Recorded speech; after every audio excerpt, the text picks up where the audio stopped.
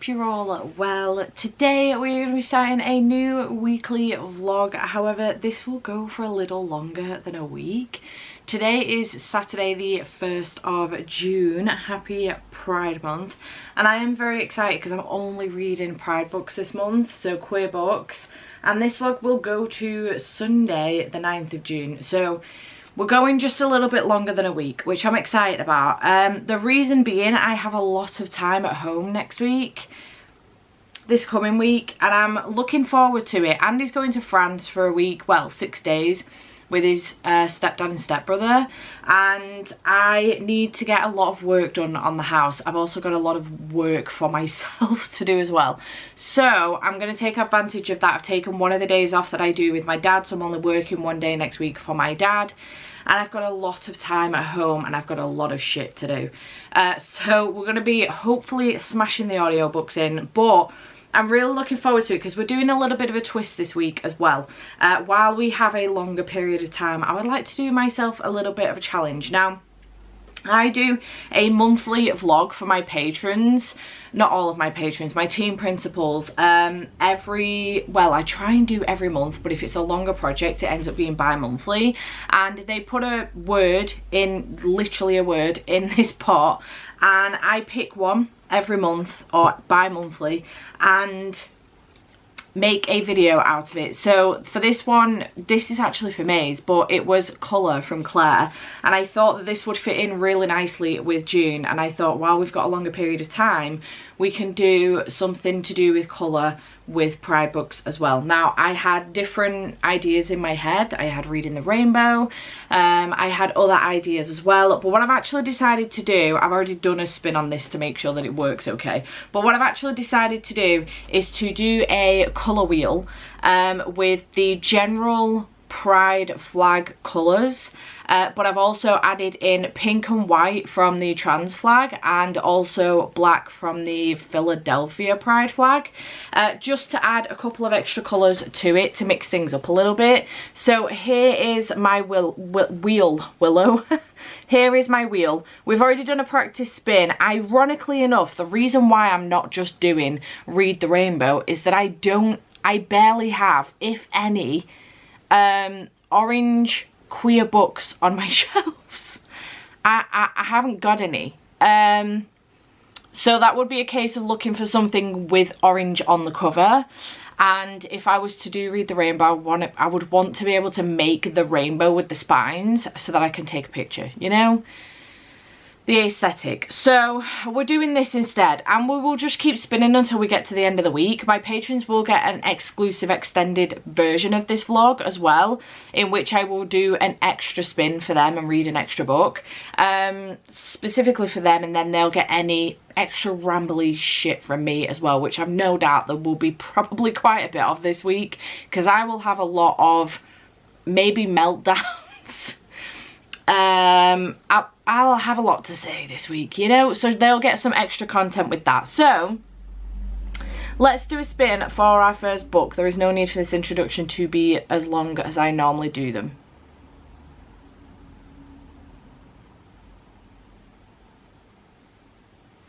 Red, shine a light. Okay, that was the other one that I am very low on. Queer books. So right, let me have a look and I will come back to you. 6.5 hours later. Okay, hello, it's still Saturday.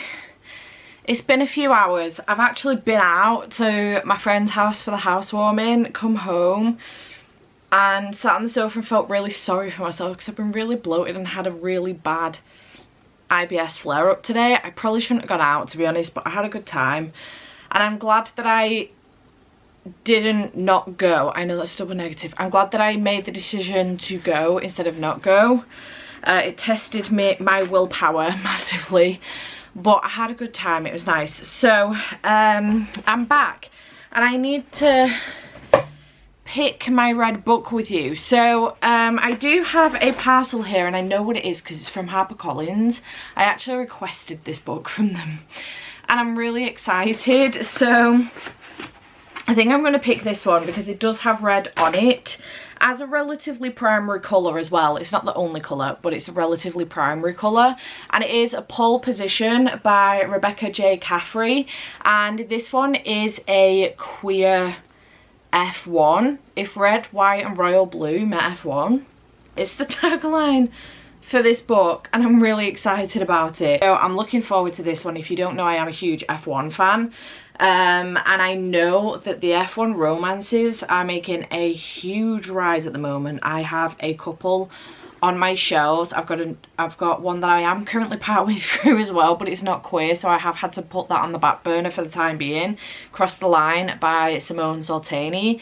But I read Lights Out by Kayla James earlier on this year and freaking loved it. That's my favourite F1 romance of all time. I have read a few. But I also have Bloodstream by Emily Carter on my shelves as well.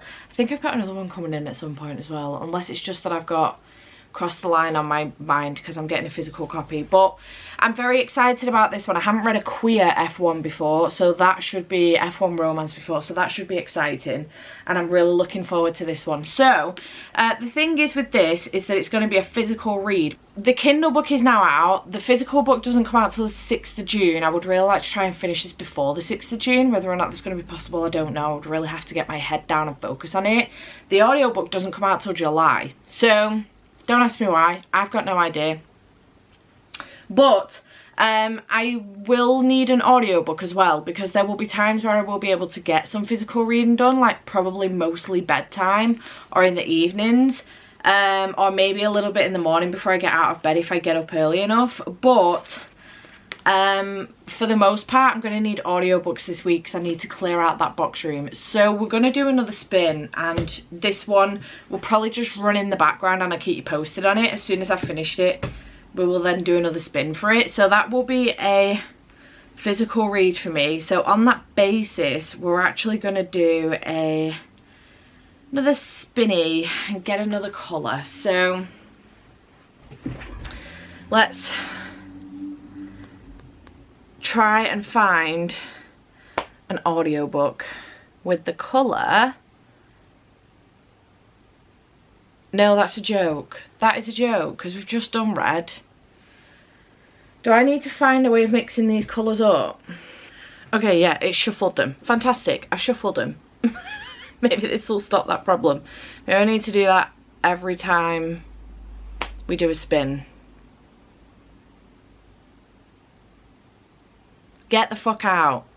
Get out. No. No. This is a joke. This is a joke, right?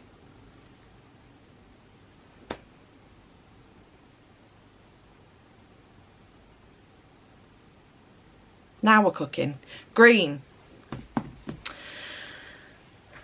Green. Let me have a look, I'll come back to you. I'm very close. Alright, I've got a green. It was a toss-up between We Ate the Dark and the book that I've actually picked. We Ate the Dark is quite chunky though. I am still going to read it. It is on my TBR, but this one is also on my TBR.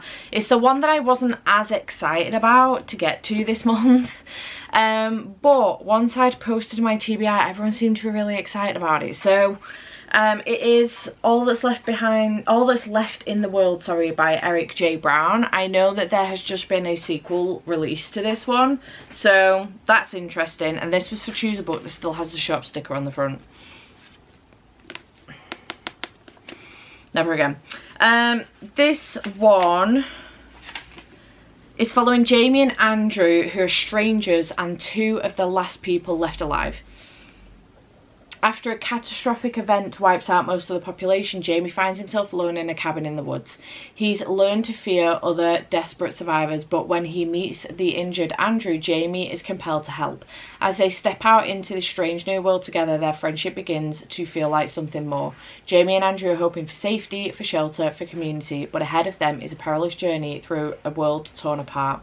They don't know what they'll find out there, but they may just find each other. It does sound interesting. It is very green. I know it's got some pink on it and stuff, and like with the truck it being kind of red, but it is incredibly green. I think this is like a more so green cover than anything else, because even like the sky, it's dark, but it's like a greenish cover. You've got the trees and the grass, the sign's green, this arrow's green, you know?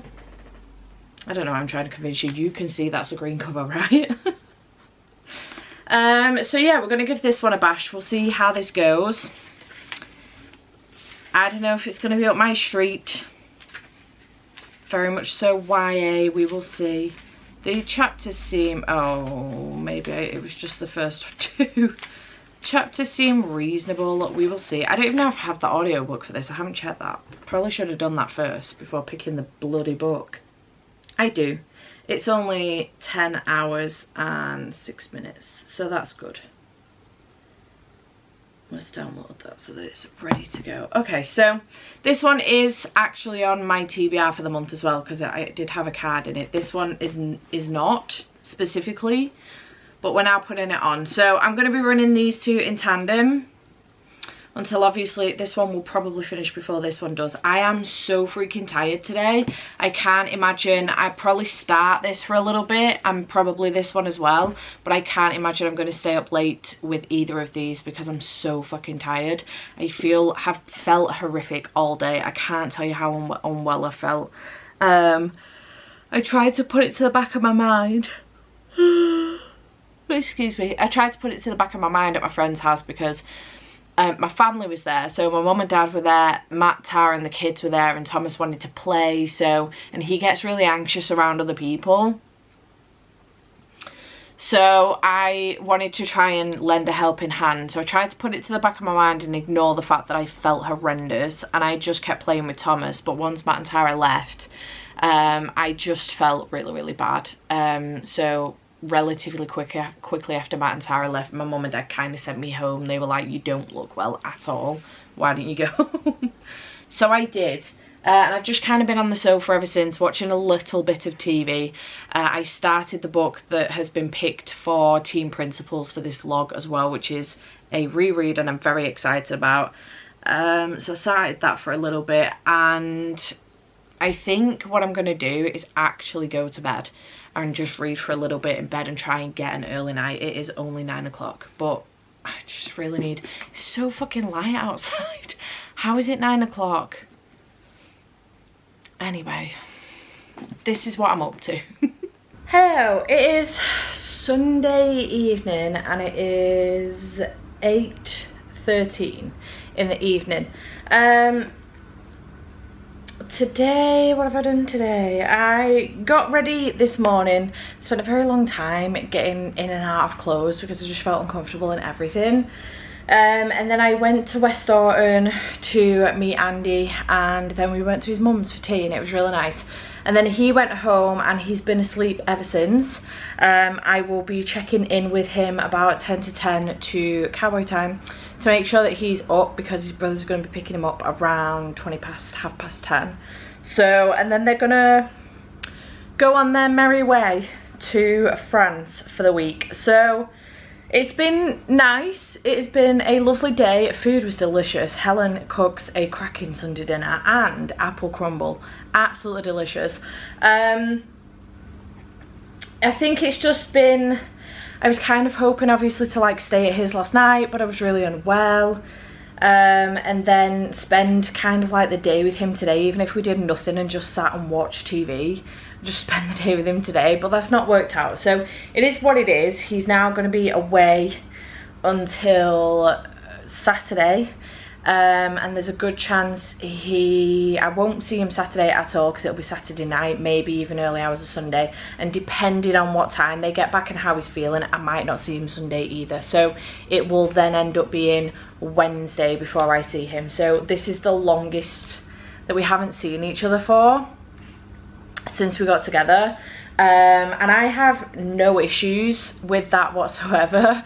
I am quite independent, but I do have ever so slightly codependency, and I can get to a point where I do want to see him badly because I miss him. So we'll see how it goes. I'm sure it will be fine.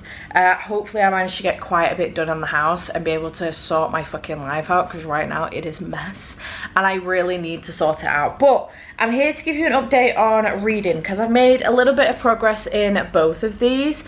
So pole position, I haven't made a lot of progress in at all. I just started it ever so quickly last night and I got to page 14, which is chapter 2. So I've read the first chapter, which is Kian's chapter, and we've met him and we've met his sister as well.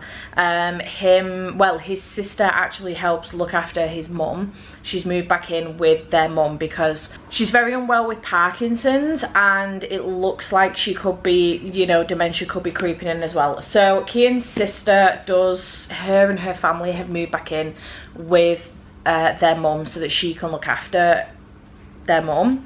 Kian feels bad about it because he's not around much, so he does try to do what he can, but obviously he pays for a lot of hospital bills and things like that, things like that. So his sister isn't too fussed about it because she doesn't, you know, put any blame on him or anything. He's living his life and he's chasing his dream, and if it wasn't for him they wouldn't be able to pay for the hospital bills, things like that.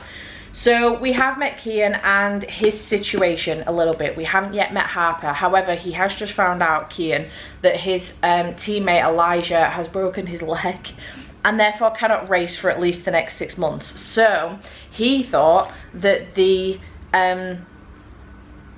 reserve driver would end up taking over, because that's usually what happens. If somebody's ill, they cannot do a race, the team has a reserve driver. So for example, for Mercedes, the reserve driver is Mick Schumacher. So in theory, he would take over for Lewis or George if one of them fell ill one week and couldn't do a race. It doesn't always work out that way sometimes, but that's usually the way it goes. So it turns out that the reserve driver is not going to take Elijah's place, and Harper is instead, who is this rookie driver. So we're about to get Harper's chapter, which I think is going to be him being, you know, all hot shotty, etc, etc. We'll find out. But yeah, it was interesting. The first chapter, I'm not sure what's going on here. I'm gonna have to look into Rebecca as a, oh hang on, it doesn't say where she's from, and I'm really intrigued to know because Ian reads very British. Really British. There's been a couple of lines where I was like, oh, it's a British line if I've ever heard one.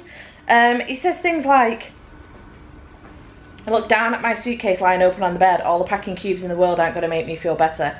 And that's saying something, because I bloody love sorting out my life into tiny organised squares of neatness. Bloody is definitely an a UK, a British word. We use bloody all the time. Like bloody hell and things like that. There was another line as well. There is. When he finds out about Harper covering for Elijah, the line drops and I have to resist the urge to lob my phone at the wall. Harper bloody James. Lobbing something across the room is to throw something across the room. We would say lob all the time in Britain. And again, the word bloody. So I'm intrigued. I need to find out if Rebecca is English or American, because I just find it really funny. It does mention that she has done a year in Canada, spent a year living in Canada, but it doesn't say where she is from. It does say she's an avid sports fan though, and spends her weekends watching women's football and waking up in the middle of the night to watch Grand Prix on the other side of the world. So I reckon she's gonna know her shit with the Grand Prix, with F1, so that's great. So far enjoying this, really enjoying the writing style. I think this is going to be really funny, and you know, a great time. The other one that I'm currently reading is All That's Left in the World by Eric J. Brown. This one was the one that I was unsure about going into. It's been on my shelves for a really long time. It was a cover by, you know, it sounded good, but it was definitely a cover by. This cover is stunning, and I've just never picked it up since. So I am now 114 pages into this. This is very fast paced and I'm really enjoying it. I'm having actually a really good time with this. Both Andrew and Jamie are really funny. Andrew especially, he has a pun for everything and he reminds me of me a lot. You know, like awkward situation or awkward silences or anything. He will make a pun out of anything, and I find that really funny. That is my type of humor. I think it's hilarious. The one thing that I will say about this, there's another reason I think why this has sat on my shelf so long. This came out in 2022. Yeah, 2022. Now I thought this was older than that. I thought this was around 2020. It makes mention to other diseases, viruses, sorry, that have been around, like, you know, SARS and others like that. And then it does mention, you know, and even recently COVID. It's going on about a virus that has basically taken out the majority of the population of the world, and there's only a handful of people left. Now Jamie lives in his home. His mum has passed away from the virus. He was living with his mum. She ended up catching it, and she has since passed away. Andrew, we start off with him having his legs stuck in a bear trap. Fuck knows why there's bear traps around, but he's got his legs stuck in a bear trap, and he eventually comes across Jamie's house, and he decides to try his luck and see if anyone, A, if anyone's staying, B, if he can get inside, just so that he can try and clean his leg up and rest for a little bit. So they start off basically with Andrew walking in the house whose door is not locked, and Jamie on the other side with a gun, and Jamie's trying to get him to go away, and Andrew's having absolutely fucking none of it. He's like, look, if you want to take my fucking head off, just do it. I truly cannot be bothered anymore. So Jamie lets him stay, cleans him up, and they start to get to know each other. A few months are going by, and they end up, we found ourselves with a group of other people suddenly finding Jamie's house. It looks like they've been stalking the house a little bit to see if they could get some bits from them, food, etc. And they end up taking all of their reserve stuff. So after that, Andrew ends up leaving while Jamie's out hunting one afternoon, and Jamie then decides to try and look for him. Now, there's something else going on in the background with Andrew. I'm not sure exactly what it is. There's a certain place he needs to go, and he needs to look for somebody and tell them about something. But I don't know what that is yet. I don't know the full ins and outs of it yet, and he hasn't disclosed this to Jamie. He's just told Jamie that there's supposed to be a rescue or something in this place. So Jamie reluctantly has decided to go with him, and that's where I'm up to, and I'm just really enjoying it. I'm enjoying the banter between these two. Andrew's been very open about the fact that he is gay, because he's wanted to let Jamie know straight away, and they have had conversations. Andrew's been like, so did you have a girlfriend before all of this? And Jamie's been like, yeah, she died, and this lot. So nothing at this moment in time says Jamie's gay, so I'm going to assume he's going to be bi, and he's going to end up with feelings for Andrew. It's very clear that he wants to protect her. As I was saying before my camera died, what was I saying? Oh, it's very clear that Jamie's got some feelings for Andrew. He seems to want to protect him at all costs, but also struggles to do so. He doesn't have it in him to actually shoot a person if needed, whereas I think Andrew might have that in him a little bit more, and I do wonder if this has got something to do with the secret that he's keeping. So far enjoying two male romances. One is contemporary, one is dystopian. I'm enjoying them both. I'm having a good time with them both, so I'm going to continue on with these. I'm going to stay up for a little bit longer, I think. I don't have any intention to go to bed too early today, to be perfectly honest. I went to bed, that's a lie. I was going to say I went to bed early last night. That is a lie. I did not. My intention was to do so. I didn't know. So yeah, I'm going to read a little bit more of these, but I actually kind of fancy watching a movie, so I might do that as well. We'll see. The world is my oyster at this point. I am now at home for the rest of the week, for all of next week except for Thursday, so when I am going to work and getting my nails done, which is great because I'm sick to death of seeing this broken nail. It's driving me up the friggin' wall. So yeah, I'm gonna get on with some reading / movie watching, and I'll check back in with you on another update for you. I just wanted to let you know that I was like over 100 pages in to All That's Left in the World, and I had made a start on pole position. No matter where I seem to put you, the lighting is bloody awful. It is the evening. It's very late actually. It's 11:15. I am knackered. I just washed the pots after having my tea earlier on this evening, and tidied up the kitchen. So I'm ready to go to bed, but I have just finished All That's Left in the World by Eric J. Brown. I really enjoyed this. I had a great time with it.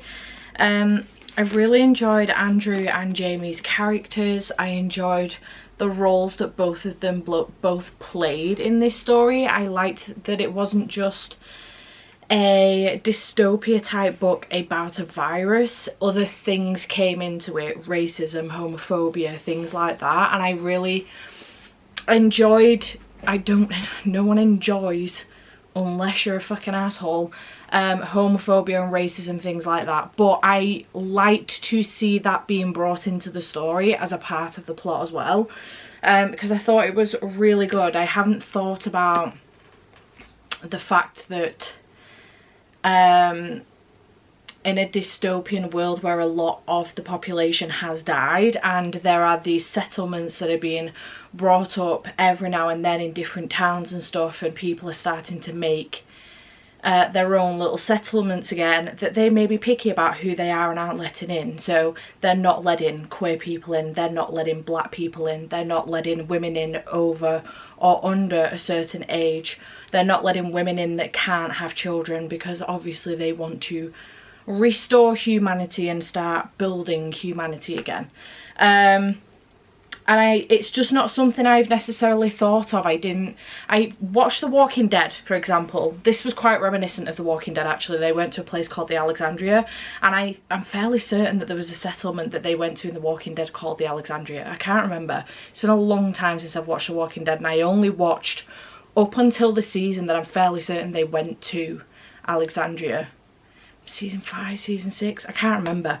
But it was very reminiscent of The Walking Dead, that kind of thing, minus the zombies, obviously.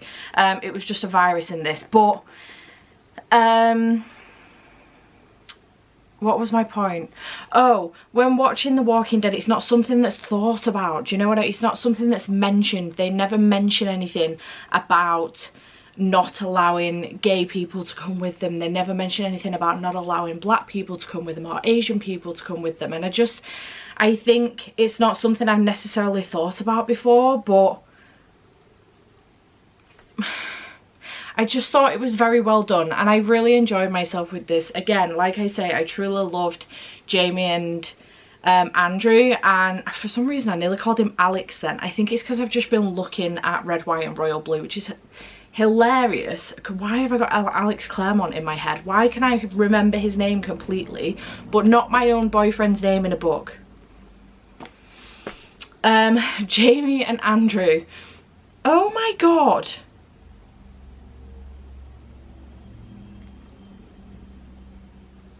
Jamie and Andrew. Holy fucking shit. I've read this entire book and not noticed that this is my partner and his stepbrother's names. What the fuck? The whole time. I think the reason why I haven't noticed is because the names at the top of the chapters are Andrew and Jameson, and my Andrew and Jameson are Andrew and Jamie. He's not Jameson, he's Jamie. Andy and Jamie. He doesn't go by Andrew. What the fuck? That's so bizarre. How have I not noticed that? A 300 odd page book and I haven't noticed that it's my partner and his brother's name. What the fuck? Anyway, I loved this book. I thought it was fantastic. I haven't run it through Corpo yet. I guesstimate it's going to get 4.5 stars. It was really good, and I'm really glad that I've ended up enjoying this, because I was very hesitant to go into it. So now I'm very excited. Tomorrow I think I'm going to go into town. I might nip to the library first just to have a Butcher's. Whether or not I pick anything up, I don't know, but just to have a Butcher's. But I think I'm going to go to town and see if I can get my hands on the next one, because I would really like to read it. Because I know it's just come out as well, so I'm really glad this ended up coming up on my TBR. So we need to do another spinner. I do have a stack of graphic novels and manga here though, because I wouldn't mind trying to bash out another book. So we're on Monday. This vlog started on Saturday though, and I've just finished my first book, which isn't too bad because we are on Monday. I'm still, you know, I could still manage a book a day if I carry on this trajectory.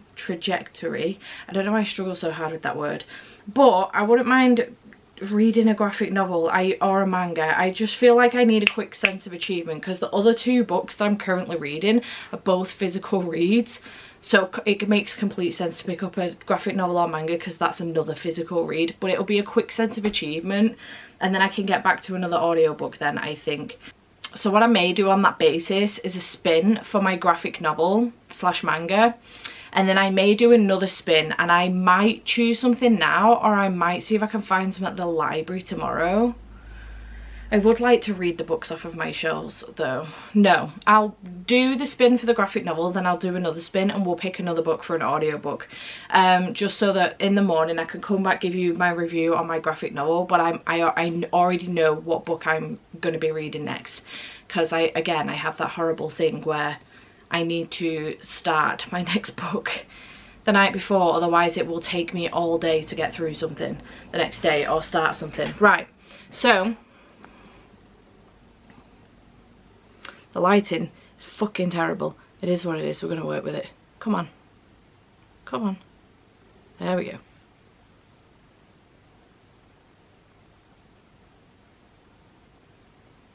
Pink. Oh, that would have worked perfectly for red, white and royal blue. Fucking bastard. Right. I have two that I can choose from for this. So, I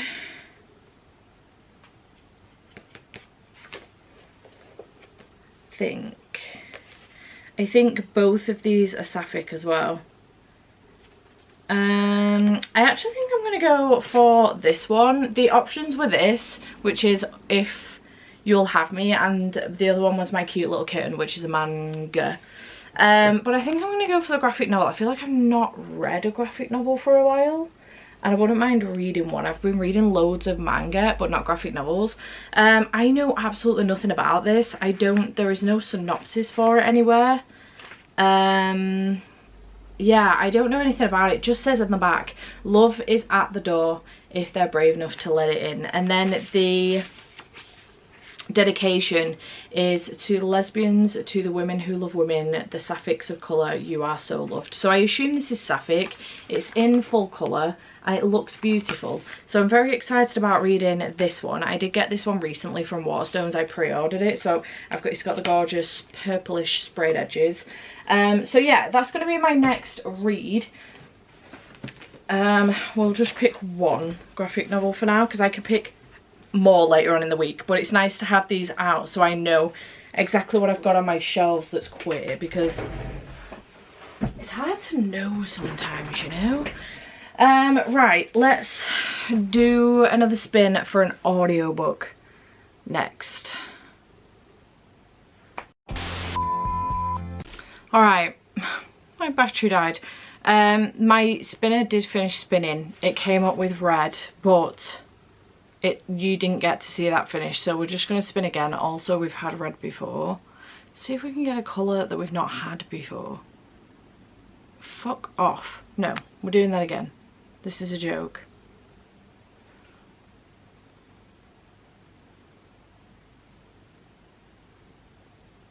Pink again. What has this spinner wheel got against white, yellow, indigo, blue? I really don't want orange to come up. I don't have orange. Fine, I suppose we'll do two pinks back to back. I do have options for this. I may take it to a poll, or I may just take both options to bed and make the decision once I get in bed and I've finished If You'll Have Me. I might do that. So my options are a reread of Red, White and Royal Blue, which probably could have counted for a red at some point, but it's not really red, it's pink. But it has the word red on it, I suppose. So a reread of this one, which I've loved and has ended up back on my TBR again for choose a book which has become a TV show or movie. And I have been wanting to reread this since the movie came out. I've seen the movie like 5 times, but I've been wanting to reread this. So that's the option 1. Or option 2 is So Happy For You by Celia Lasky, which is on my spring TBR, and I was going to read last month but decided to push over to this month because it is queer. So this is an option as well. This is a thriller and this one is a romance. So we do know that I love a good thriller to get through in a day, so that maybe this could be a good option. It's only 300 pages, so I could smash my way through that tomorrow. So that could be a good option. And then this one is just over 400 pages. Why is the text in this book literally top to bottom on the page? What the fuck is that? So I'm going to go to bed because I'm absolutely shattered. I could do with making more progress in this as well. So I'm going to go and do that. It's been a busy day today. I've managed to get both my videos sorted for the week. I've packed all of the Daisy and Bee orders. So they're all done and they can be posted on Thursday. I've had a meeting with Trove Trip this evening, which went really, really well. Speaking of, if you are interested in coming on a trip with me to Greece in April next year, we are going from Athens to Santorini. So we're doing a few days in Athens and then a few days in Santorini, and it is in April next year. The trip is for 7 days if I remember correctly, and I'm really, really excited. We're doing some really incredible things. We're obviously going to go and see all of the ruins in Athens, and then we will get to have a wander around Santorini and see, you know, all the blue roofed buildings. I'm so excited about seeing Santorini. It's such a beautiful place and I've never been, so I'm very excited. But I'm really, really hyped to do this trip because I love to travel. I love to make friends and I love to make bookish friends more than anything. So to be able to go traveling with you and see somewhere I've never been before, maybe somewhere you've never been before as well, and to experience that together whilst making friends and talking books, maybe even have a buddy read. There are some buddy reads I would like to do on the build up to it. I have set up a Discord for people that have booked on because 5 people have already booked on. There are 5 early bird spots left in which you will save $150 off the normal price. So if you wanted more information on the trip, I will leave a link to it in the description box down below. Feel free to do check it out. But I'm really excited. It is for April next year, so there is time to pay the trip off, and I'm really, really stoked about going. So if you wanted to come with us, feel free to check it out in the link below. I thought that was a good time to mention that because I have had a meeting with Trove Trip tonight, so it's a quick reminder to mention it. But yeah, it's been kind of a busy evening, and then I've sat down and watched Jodie's early access, Patreon early access to her vlog, and then Gav's swapping screen time vlog. Out of interest, I went on my phone to have a quick look at my screen time and it's absolutely horrendous.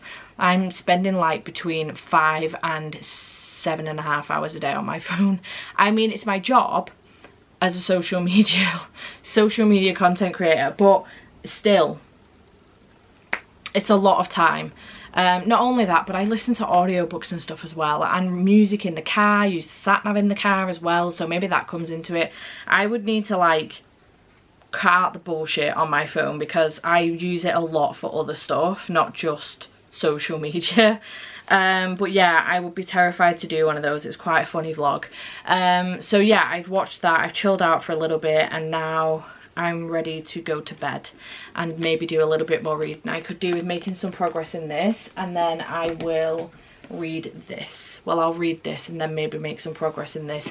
I may listen to a chapter of this just to get me started because we know what I'm like. So I'm going to go to bed and do that. This has been quite the long update, and I will check back in with you tomorrow.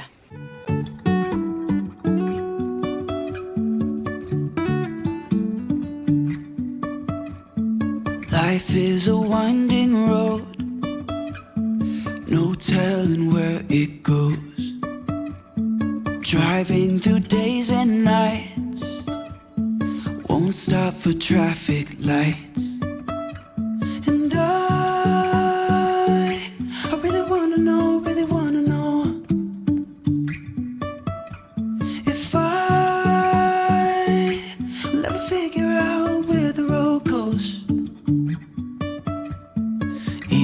if I'm falling down, I will keep on searching for my highs. You can say I lost my mind, I will keep on holding my head high, even if the sky is falling down.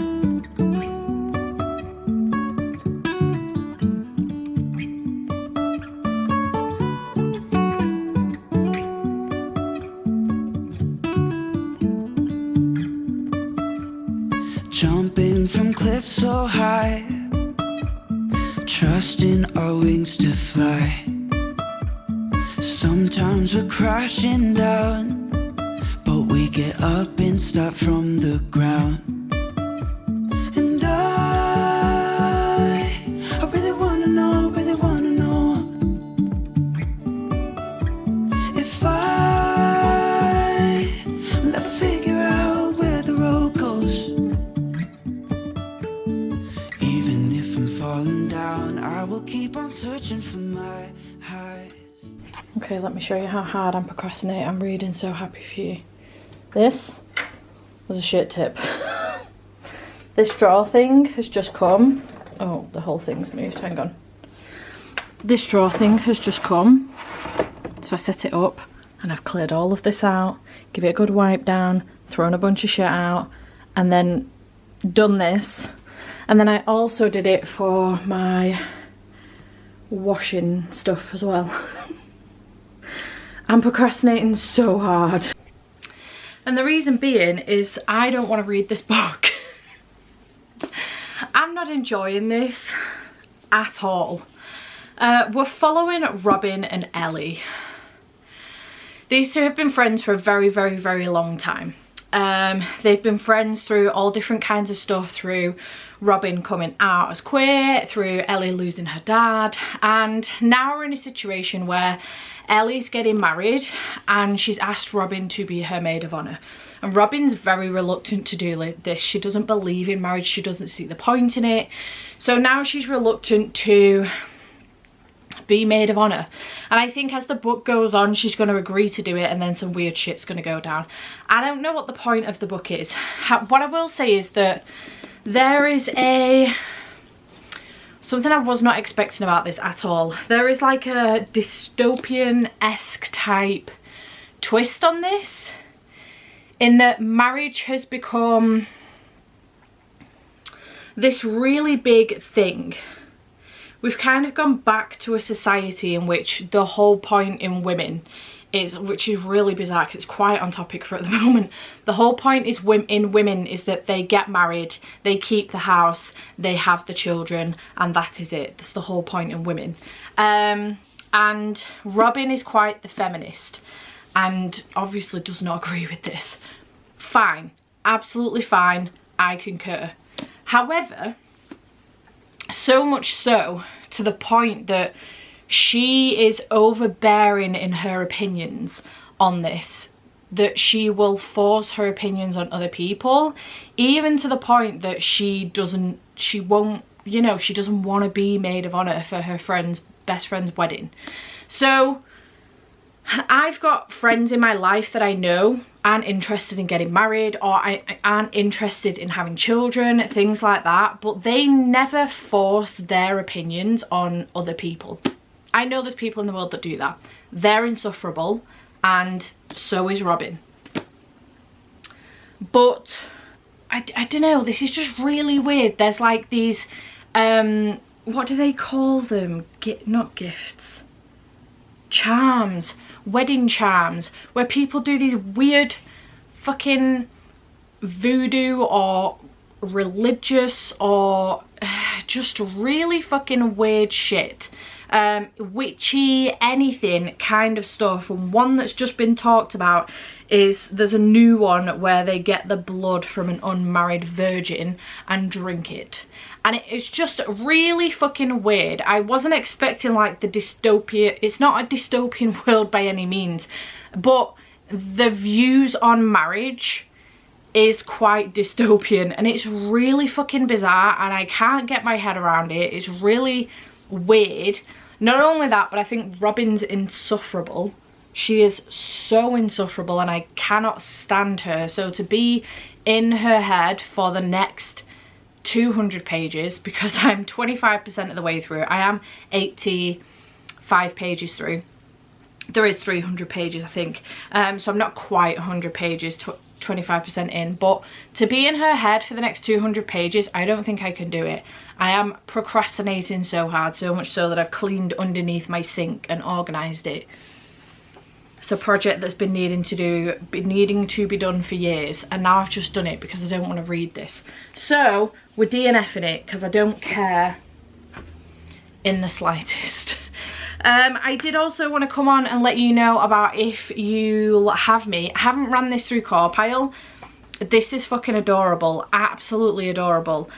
We follow two characters, Momo, and we also follow, what was her name? Oh, PG.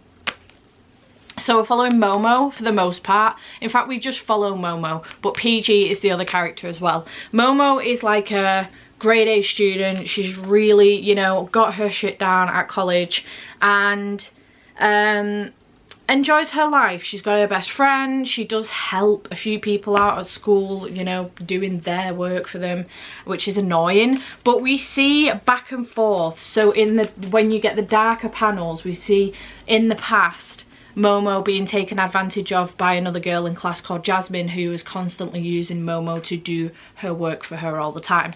And then we will get some with PG and an ex as well.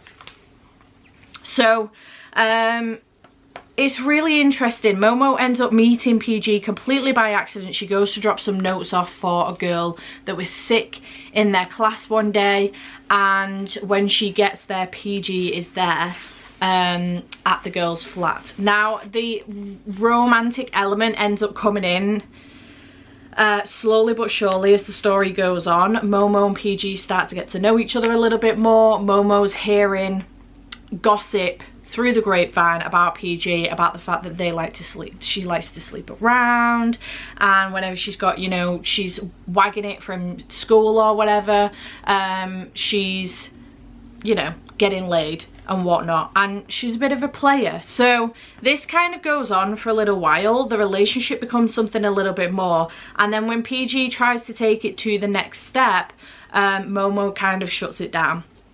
And it's like, look, I don't know if I've been leading you on, but I'm just not interested in that, blah, blah, blah. And it all goes a little bit tits up. So this was adorable though, absolutely adorable. The illustrations are so cute. Momo is a gem. Look at how cute she is. She's so adorable. And PG is actually kind of really hot as well. I'm not gonna lie, kind of hot. So yeah, I had a really good time with this. Again, I haven't run it through Corpile. Like, look how hot PG is.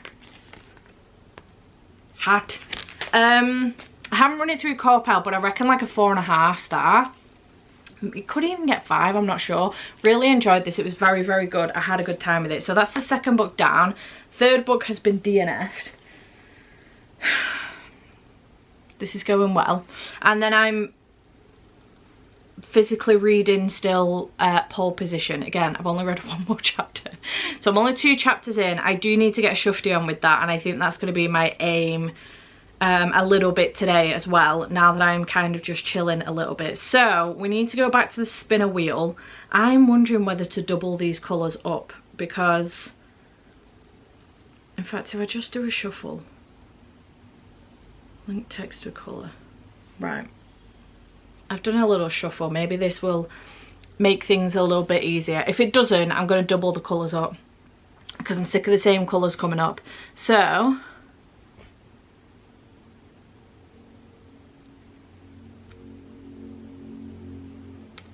yellow. Okay, so neither of the books that I got today would count. I have like 2 options for this straight off the bat. I do have 2 options. Okay, so for yellow, this was kind of simple actually, because I put this on my TBR for a yellow cover, which is I'm Kinda Chubby and I'm Your Hero, volume 2.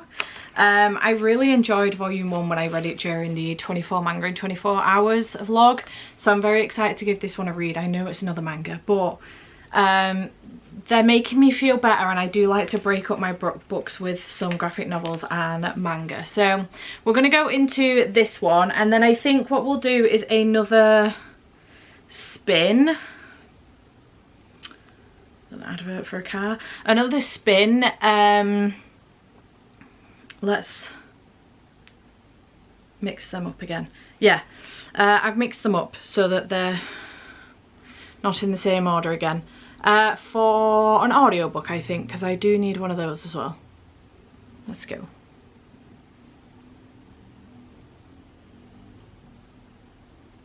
Pink again. I have the perfect book. Wondering if at some point I will end up with blue or white. I don't want orange because I don't have anything with orange on it. I suppose not. I want to read this book anyway. It's Red, White and Royal Blue by Casey McQuiston. This is a reread for me. I read this ages and ages and ages ago, really long time ago. And I've been wanting to reread it since the movie came out. I've watched the movie multiple times and I've been wanting to reread it since the movie came out. And the audiobook came in from my library last night. So this does follow Alex, who is the president's son, first female president, the president's son, and it also follows Henry, who is the Prince of England. And they have a bit of an issue between the two of them. Something happens at a get-together that they have to go to, and they end up, it's a bit of a negative publicity stunt thing, so they end up having to spend some time together to try and build this publicity back up, positive publicity for the pair of them. So they end up spending quite a lot of time together, and it turns out that they actually kind of have feelings for each other. And I loved this the first time I read it, and I think I gave it 4 stars, and I'm really excited to give it a reread. And I love the movie, so I may even rewatch the movie as well.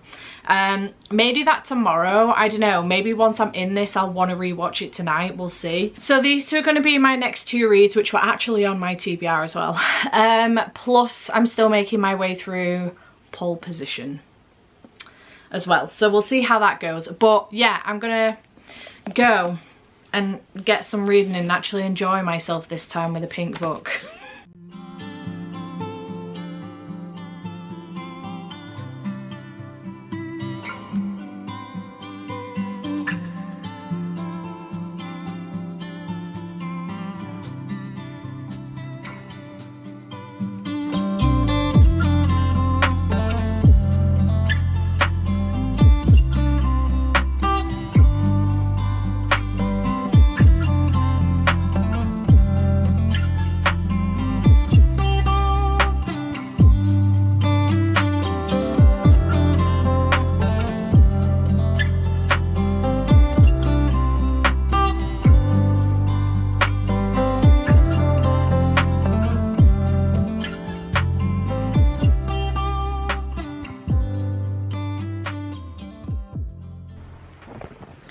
Good evening. It's quite late still on Tuesday. No, it's quite late, we're still on Tuesday. Let's try that as a sentence. I threw my hair up because that headband was driving me insane. It was really hurting behind my ears. It is, I've just looked at the time, it is 20 to 10, no 20 to 11. 10:39. 20 to 11, and I've been watching Jurassic Park actually. I wanted to watch it the other night. They only had Jurassic Park 2 and 3 on Prime, and they only have Jurassic World on Netflix, but I wanted to watch Jurassic Park, so I ended up buying a box set of the DVDs. I already have the Jurassic World box set, but I've bought the Jurassic Park box set now as well because I didn't have it. So it came today and I decided to watch it. I forgot how good that fucking movie was. I forgot how bad the CGI was because it's such an old movie now.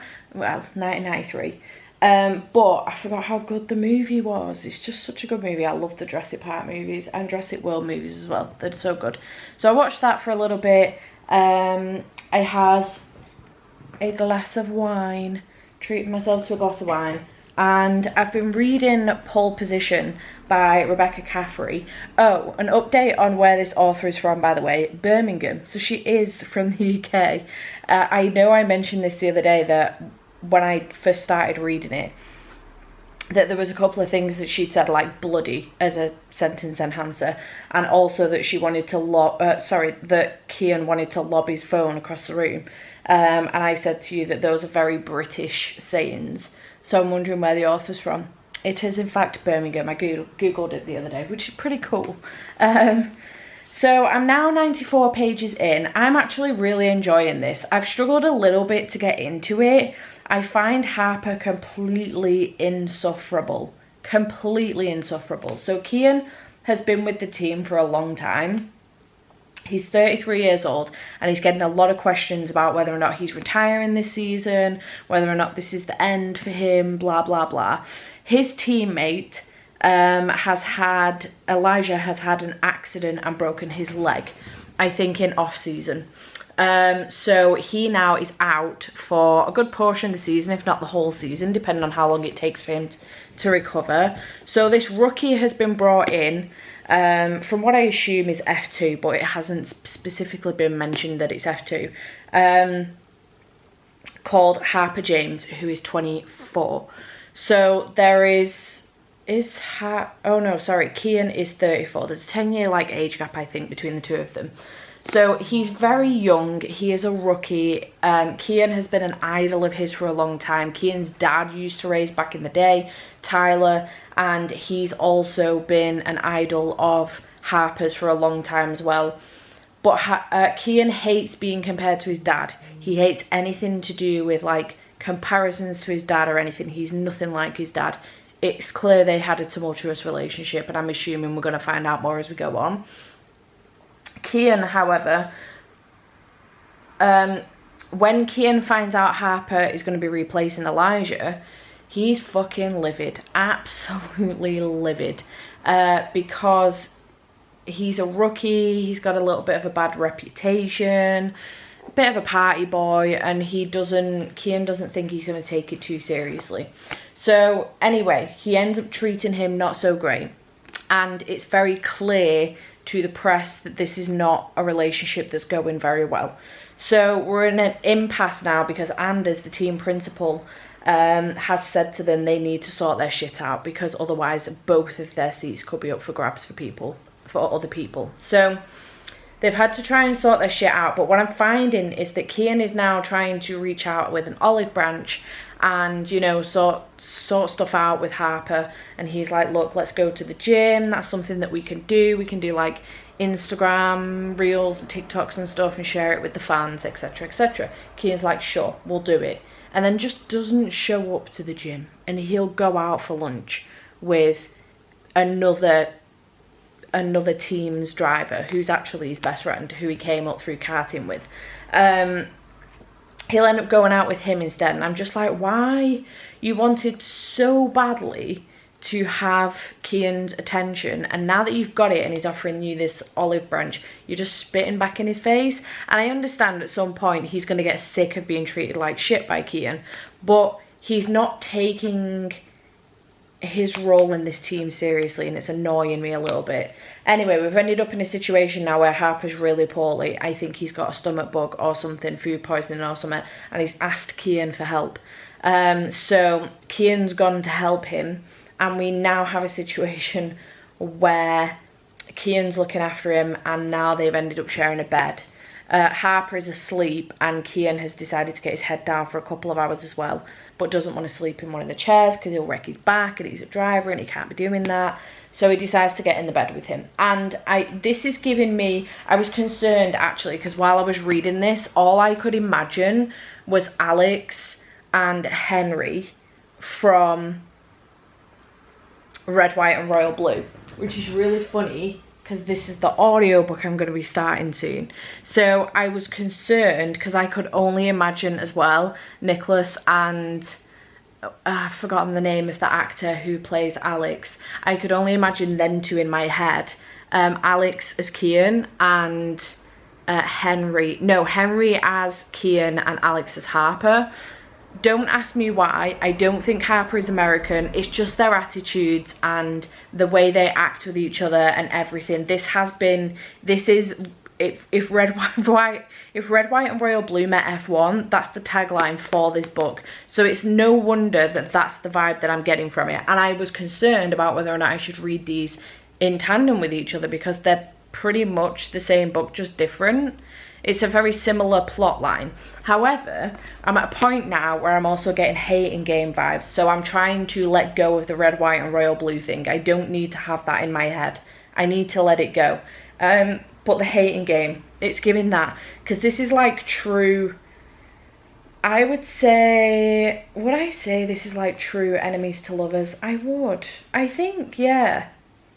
They're definitely not getting on at all. They're not even friends at this point. They might be now that Kian's looked after Harper. We might end up in that situation. But the whole looking after when sick thing, hate and games, through and through.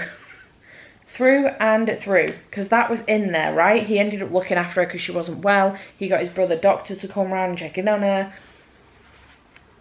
Same story here. Kian's phoned his sister. She's a nurse because he didn't want to get the team doctor out because Harper was worried that they would accuse him of being drunk, and that's not the case.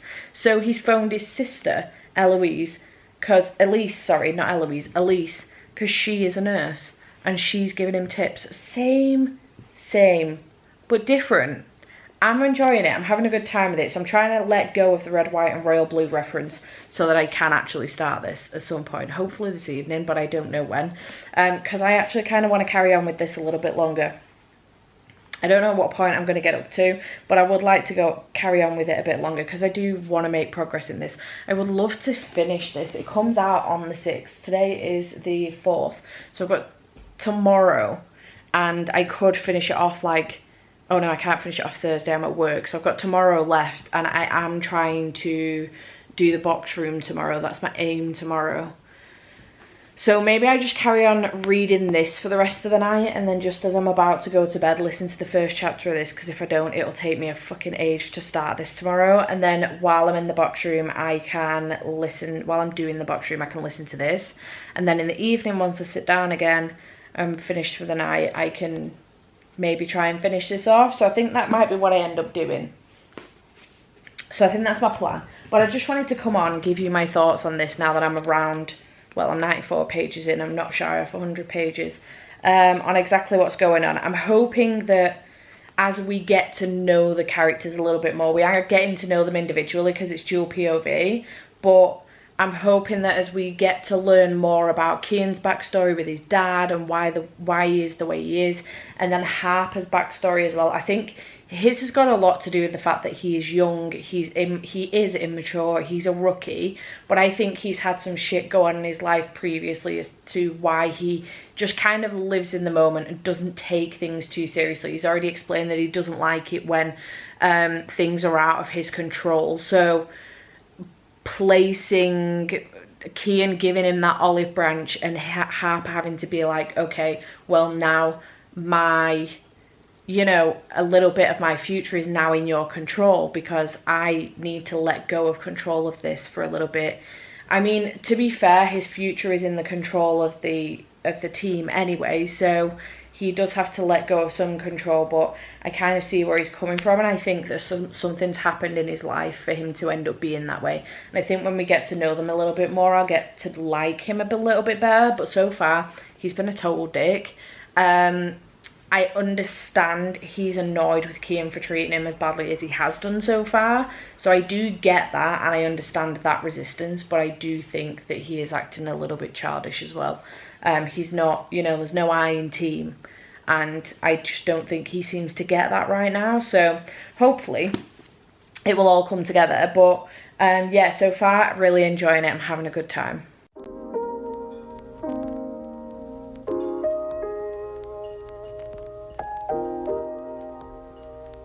Covered probably on like maybe like 2 other shows. Really? Yeah, it's covered on it. Well, I don't listen to like a lot of true crime just because we do it a lot. Yeah, not because I don't, you know, appreciate. Yeah, exactly. But yeah, I'm hesitantly excited to hear your coverage. Yeah, I mean, this is. All right, it's Friday. No reading update for you yet. It's around 2 o'clock, I think. I need to have some lunch. 2:25. I do need to have some lunch.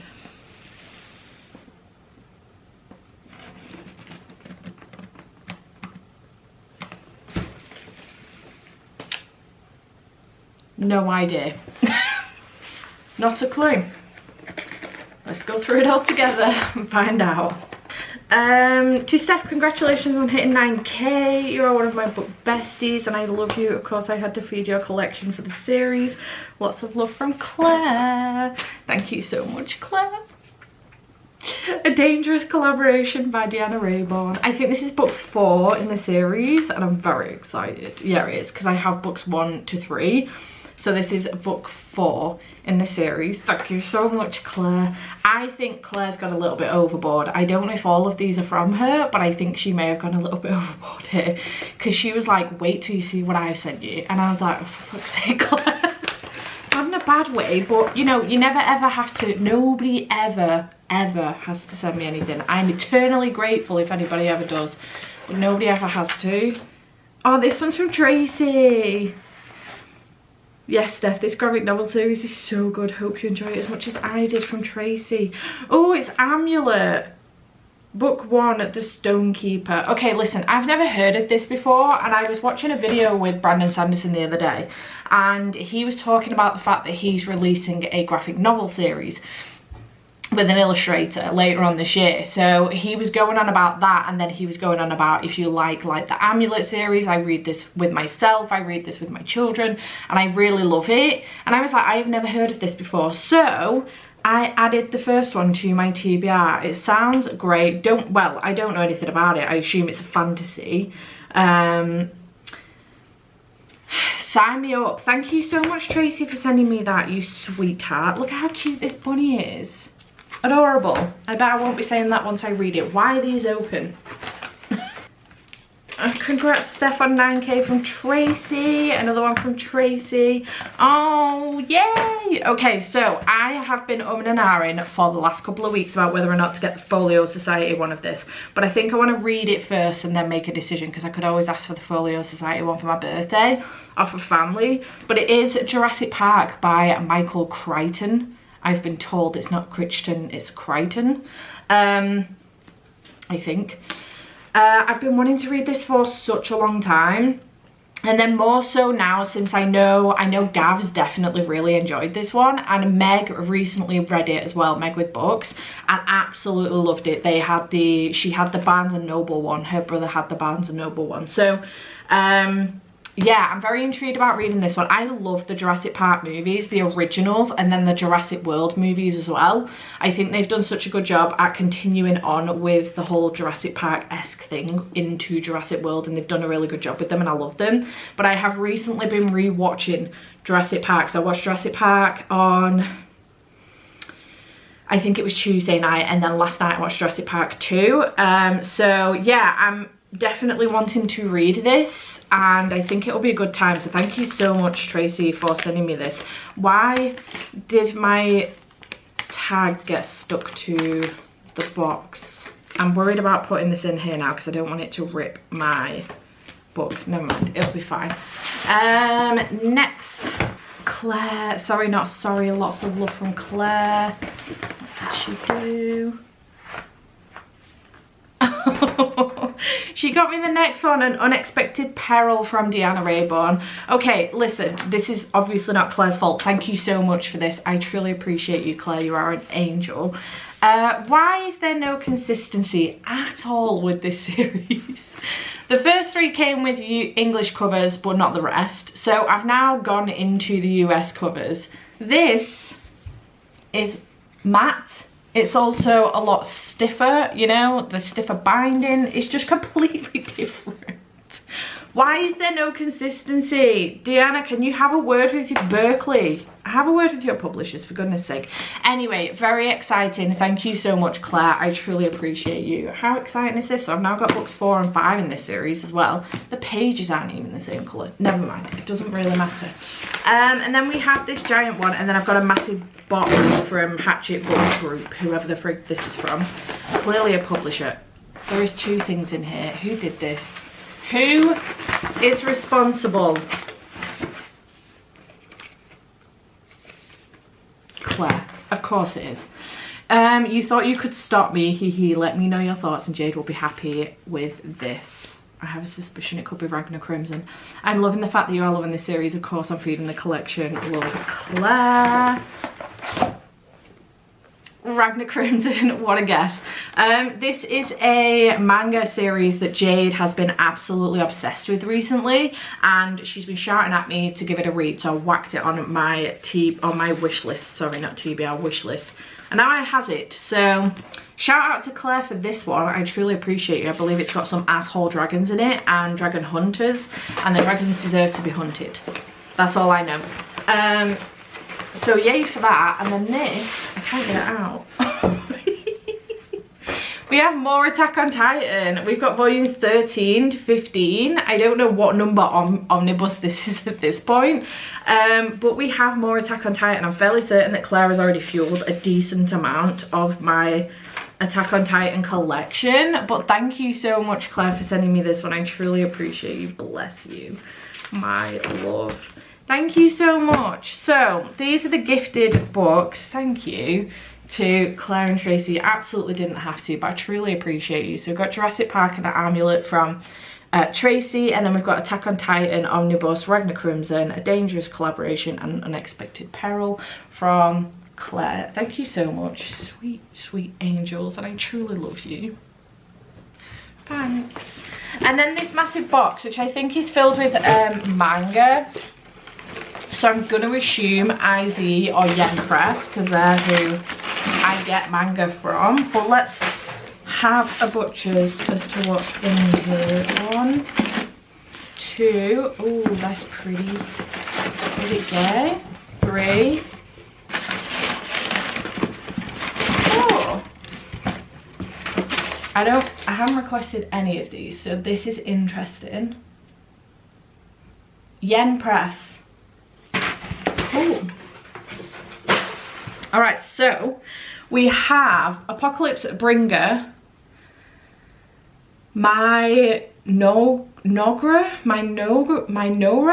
I don't know how you pronounce that, volume 1. I have never seen this before. Bedridden and abandoned, Takuto Era spent his days in hospital trying to beat the illness that was slowly killing him. His only solace lay in the nation management strategy game Eternal Nations, where he had built a reputation as the greatest player to ever live. After succumbing to his disease, Takuto awoke within the game next to Atu, the hero unit for his favourite civilization, Minogra. Now they'll set out to conquer the world together again, one unit, settlement and level at a time. Interesting. So he ends up in the game after dying from his illness. Fair enough. Then we have Demon's Crest, Reality and Erosion Volume 1. Oh, this is a light novel by the looks of things. This is more than a game, this is real life. 6th grader Yuma Ashihara and his twin sister Sawa are playing actual magic, a brand new virtual reality MMORPG. When it suddenly begins fusing with the real world. Amid all the chaos and confusion, it becomes clear that death is lurking around every corner, including when Yuma runs into his classmate, Sumika. Before, she was one of the cutest girls in his class, but she's since undergone a terrible metamorphosis into one of the game's horrifying monsters. From the author of Sword Art Online and Acel World comes a story beyond VR and AR, where gaming and reality are one and the same. Staying alive is just the beginning. Fair enough. It's got some illustrations in it, not many, but this is a light novel in general. I should do like a light novel reading vlog because I haven't read any of them yet, and I have quite a lot from both Yen Press and IZE. Then we have A Sinner of the Deep Sea Volume 1, which is reminiscent of The Little Mermaid a little bit. This is a manga. The ocean covers about 70% of the Earth's surface, a whole world yet unknown to humanity, and in its depths, a nation thousands of meters beneath the waves. There, the mermaid, Jo, has been whirling her days away in peace, but that tranquility is shattered when her friend Ryu is imprisoned for breaking the gravest of undersea laws. Their existence must be kept hidden from the people above, but why would Ryu let slip the secret, and who did she tell? The curtain rises on Jo's adventure to save her friend and on a story of love. Interesting. I love this cover. Beautiful.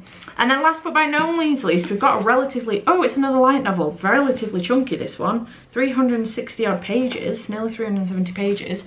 It is Babel, A Girl Embarks on a Journey of Words, Volume 1. Babel, I don't friggin' know. Swords, sorcery and dictionaries. Needed with this word. College student Shizuku Minace has never been anything but ordinary. For all her 18 years, she has been overshadowed by her sister's confidence and charm. However, her life changes forever when she abruptly is spirited away to a world of magic and terrible danger. There she meets Eric, a handsome young man who studied this land's magic script. He offers to help her find a way back to Earth, but in exchange he wants her to teach him Japanese. With their bargain struck, the pair set out for Phasis, the kingdom of magic, beginning an adventure on fantasy and a language. Interesting. Fair enough. It definitely gives me actual Babel vibes. Not that I ever finished that book, but, you know, Babel is clearly all about language. Cute. I have been awaiting your return, princess. The king is expecting you. Come with me. Very nice. It's even got a little map. Tells you about the characters. Love that. Thank you so much to Yen Press for sending me, for sending me these. I truly appreciate it. You did not have to at all, but thank you very much. I haven't heard of any of these. They sound great. So quite the haul. Listen, I was trying to do so much better in June with my hauling. It's not working out this way. One day, and I actually went book shopping this week as well. I've not included it in this video because I'm actually going to do a separate video, I think, for it, because I've hit 9k and my patron suggested that I go book shopping and buy 9 books for 9k, so I did. Fucking hell. 1 2 3 4 5 6 7 8 9 10 books today. 10.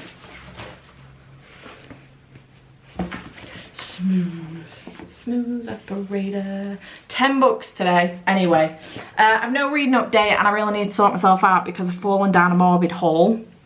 Not as in me being morbid, but the podcast morbid. I've fallen down a morbid hole. I don't know how I got here. The other night I was doing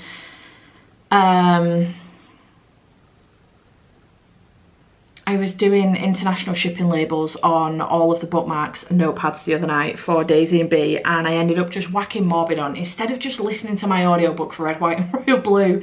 And now I've listened to all 4 episodes of Fred and Rose West, and I've listened to all 3 episodes of Ed Gein. There's no need. I know these stories like the back of my hand because I've listened to them on repeat and I've watched every single program that there is to watch on them. Don't ask me why. So I've fallen down one of those holes. Oh, I listened to an episode on Case File as well about a woman pretending that she was a survivor of 9/11. She was in one of the Twin Towers, and that was complete fucking bullshit. Made me really angry. So then I went on to listen to Fred and Rose West. Don't with me. So I'm a bit annoyed with myself because I feel like I'm not wasting time. I've had a great time and all I want to do is continue listening to podcasts on Morbid and Case File, but I'm not going to do that. I've got to get myself sorted out and just listen to Red, White and Royal Blue. This evening I am doing a cozy little sleepover sprints thing with patrons and I'm really excited. There isn't like it's not a readathon, it's literally that we're going to start sprints at 7 o'clock and, you know, may push the boat out a little bit and go past midnight and see what happens. And we're just going to stay up and do some reading together because I really need some help to get myself to concentrate on reading. So we're going to do that this evening. It's going to be really cute. I can't decide where I'm going to sit. I don't know whether to sit in my reading chair upstairs in the library or whether to sit down here on the sofa. I feel like down here on the sofa is going to give me more room, and if I do a tidy up in there, it will be less chaotic than it is in the library. So I think I'm going to do down here. I might bring my quilt down. I don't know if I'll put my hoodie on because I might be a little bit too warm if I bring the quilt down as well with my hoodie on. We'll see. But I'm going to get really cozy, probably keep my leggings on. Right now, to be honest, I just probably wear what I'm wearing right now. I've got my Winnie the Pooh hoodie on, and I'll probably just wear this and then bring my quilt down, curl up on the sofa. I'm going to go and get some snacks at some point today as well from the shop across the road. I may treat myself to a Domino's. I really shouldn't, but I may do, just for ease of food, and then I can snack on that throughout the night as well. And I'm going to cozy down and get some reading done. But in the meantime, it will be really nice to finish Pole Position. I think that's what I'm going to do. And then I can move on to Red, White and Royal Blue, maybe finish that during the cozy portion of this evening. I would love to just get a bunch of graphic novels and manga out and maybe some shorter books and read those and have a super cozy evening trying to get through a bunch of books, but I don't think that's going to work out because I am partway through Red, White and Royal Blue. But I may do another spin when I finish Pole Position and see if I can get something a bit smaller on and see if I can read that this evening as well. Also, look how fucking bright they are. They're so bright. I kind of love them. These two, so out of my comfort zone, it's not even funny. The whole thing's out of my comfort zone. This is more in my comfort zone. This is more out of my comfort zone, but these two more so than anything. This one as well a little bit. So bright. I wanted pride. I didn't want like rainbows though, you know, because you know everyone does rainbows of pride and there's nothing wrong with that. I love it, but I don't like the colour red. I have an issue with the colour red, which is hilarious. I have an issue with the colour red. It's not my colour and I never wear it, but I thought this was like a really nice compromise and I thought it'd be really fun. And my nail tech was having the time of her fucking life because I never go for colours this bright. I would have gone for like more pastel. She was like, nah, bet we're gonna go for bright. So anyway, my nails. So yeah, I need to get myself sorted and get myself, I think, through Pole Position so that I can continue on with Red, White and Royal Blue in a little bit. I don't know what I'm gonna do. I'll come back to you and let you know. All right, hello. Some hours have gone by. I have not yet finished Pole Position. Listen, I'm pissing myself off, never mind you. I read another couple of chapters and then decided to come up and start editing the vlog because I feel like it's really messy so far. I'm all over the place and I wanted to know what I had. It is messy and I've currently got 1 hour and 21 minutes. So, and we've still got this evening and tomorrow and then whatever I get out of Sunday. Probably won't be a lot. Andy will be back and we've booked in to go for some food. So you probably won't get a lot out of me on Sunday, to be fair. So I've made the decision actually to put Red, White and Royal Blue down for this vlog. The reason being, the more I read Pole Position, the less I want to pick up Red, White and Royal Blue because it's the same but different. So I've said this several times in the vlog and I know because I've just watched it. Pole Position's tagline is Red, White and Royal Blue meets F1. Literally in the tagline. So picking Red, White and Royal Blue while I was still reading Pole Position was a bad call in the first instance. And in the second instance, I probably shouldn't be reading them back to back either. So what I'm going to do is put Red, White and Royal Blue down for the time being. I will pick that up next week or later on in the month at some point. I'm still going to reread it this month, but it will be in a different vlog entirely. My apologies. I mean, I didn't get far in anyway. I'm 1 chapter in. So I will come back to it though, don't panic, you will see it at some point this month. And I've decided to swap that out because I did have pink, I did spin for pink. I've decided to swap it out with my cute little kitten, which is a sapphic manga. So I've decided to swap it out for this. I did mention that this was an option the other day when I was reading If You'll Have Me, so this is a possibility not a possibility. I'm going to read this evening and I'm very excited. And then I think what I'm going to do is, first of all, order this because I hadn't realised that I haven't yet ordered it. I'm ordering Domino's. Let's do that. And then I can pick it up when I've... Funnily enough, Justy texted me saying, fancy £10 off at McDonald's? Not particularly, no. No, thank you. Right. So we're going to do another spin to get me another book. I have a stack of books here that I'm interested in reading for me to pick up this evening once I've read my cute little kitten.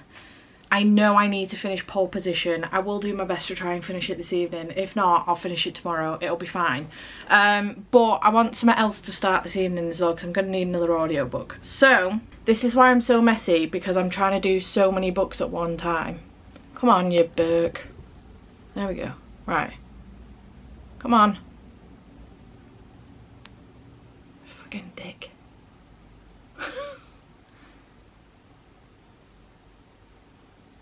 Fucking orange. This whole fucking time. First of all, I'm out of focus. This whole fucking time I've been saying, I really hope orange doesn't come up because I haven't got anything orange.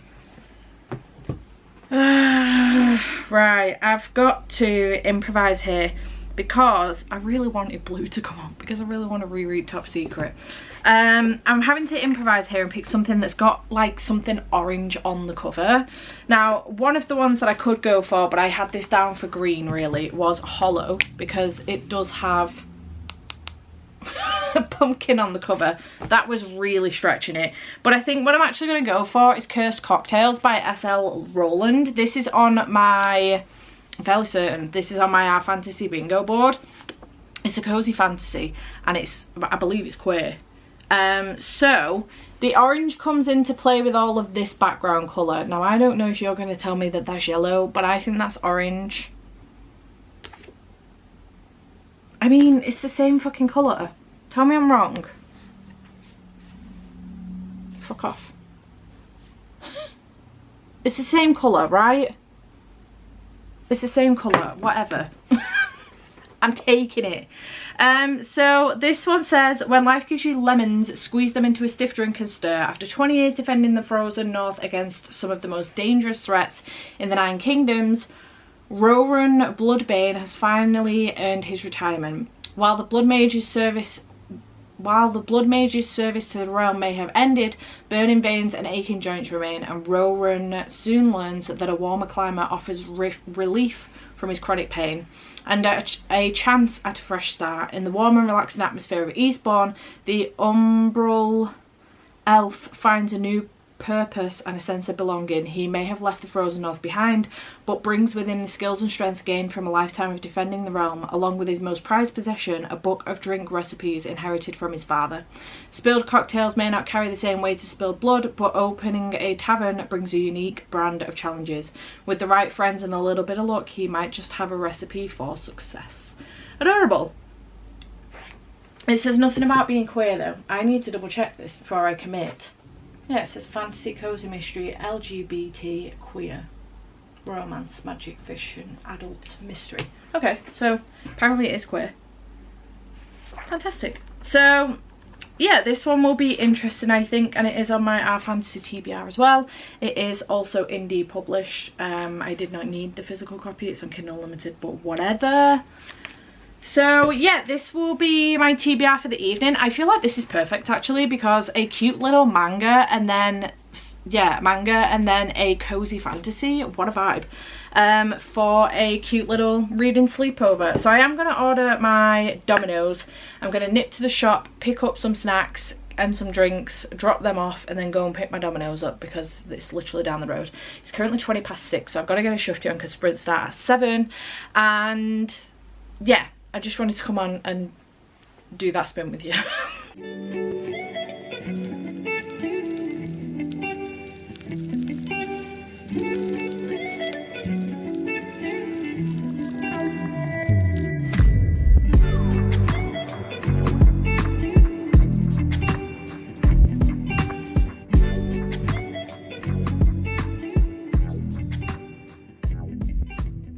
Okay, hey team, I'm here to wrap this vlog up. I did not update you in the last few days of this vlog. I was just trying to get through the books, in all honesty.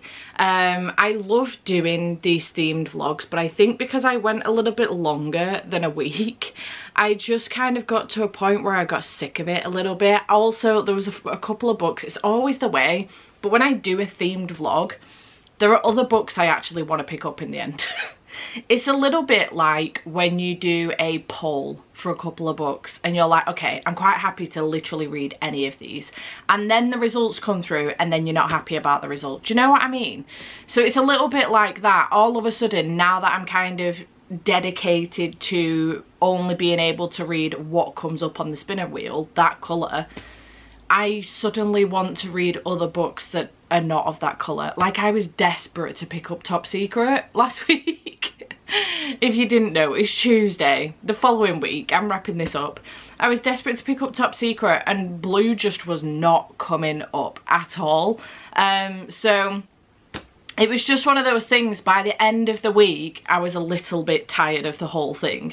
It is what it is, but I'm here to wrap up with you. So I did manage to read, I DNF'd one of these, but I did manage to read 6 books. 3 of them were manga or graphic novel, but they did help me out this week. But yeah, overall had a good week. It's not quite the rainbow stack I was hoping for, to be perfectly honest. And as is friggin' standard, literally about 2 days ago, I found an orange queer book on my shelves. So naturally, that would be the case. Now that the video is over, it is what it is. So we started off with Red, which I went with Pole Position for by Rebecca J. Caffrey, and I haven't wrapped this up yet. I did finish it off.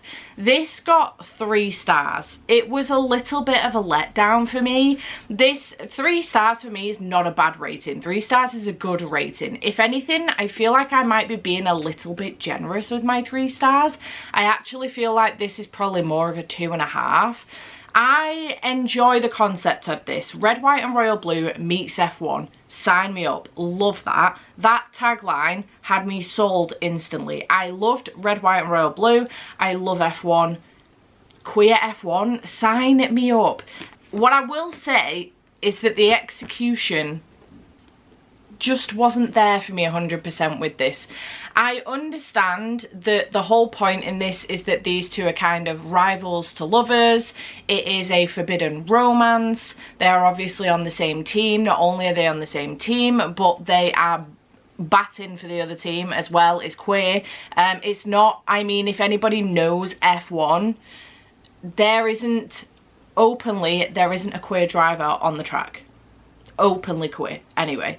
There is not a single queer driver on the track. I know there's a lot of prejudice in general against queer people, and I do think that it is very, very high in sport, so especially male dominated sport, and I think it's bullshit and we need to let it go.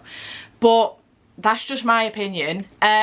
So this, perfect. The concept, perfect. For me, the execution, the miscommunication in this book is shocking. Harper and Kian naturally don't get on to start off with.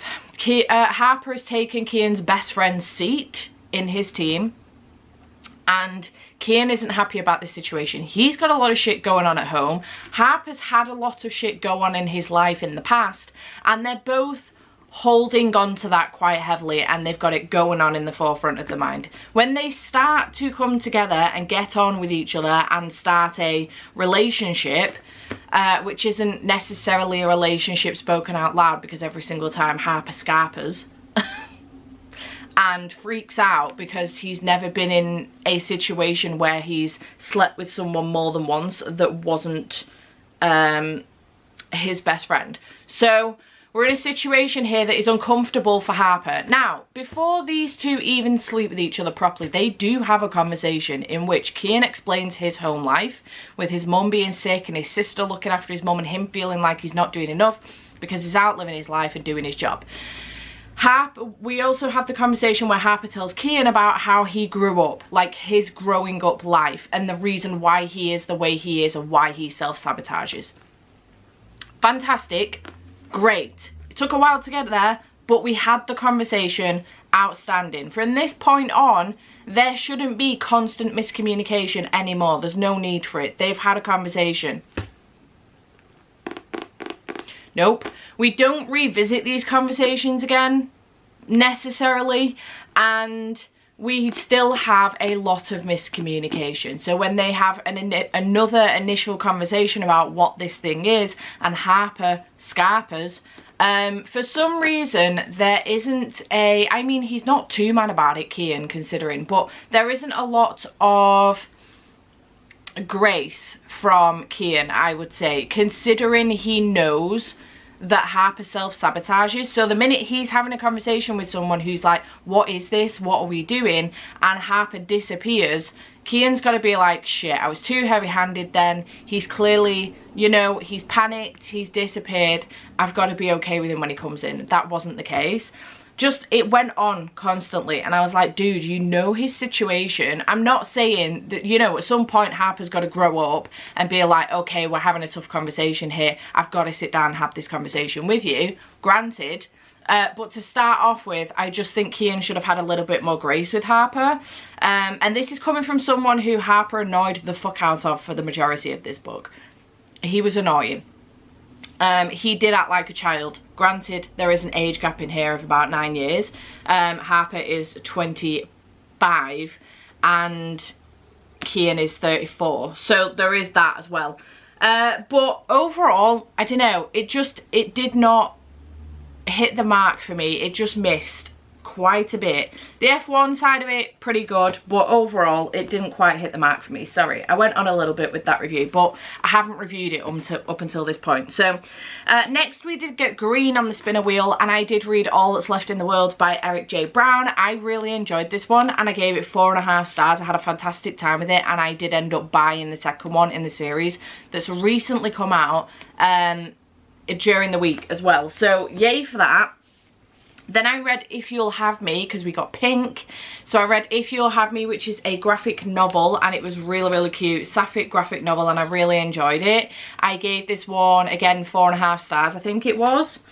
Then we got pink again, and I ended up DNFing this one, and it is So Happy For You by Celia Lasky. Couldn't stand our main character. The reviews that were going on in this book were really, really weird, and I didn't like that she was forcing her views on other people, so much so that she wouldn't even attend her own best friend's wedding as a maid of honour, just because she doesn't believe in the concept of marriage.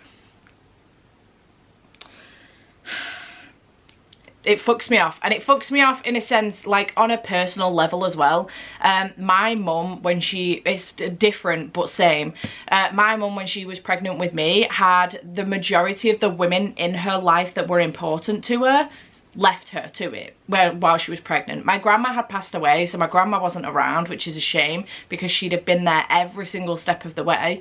But the other two main people in her life, her best friend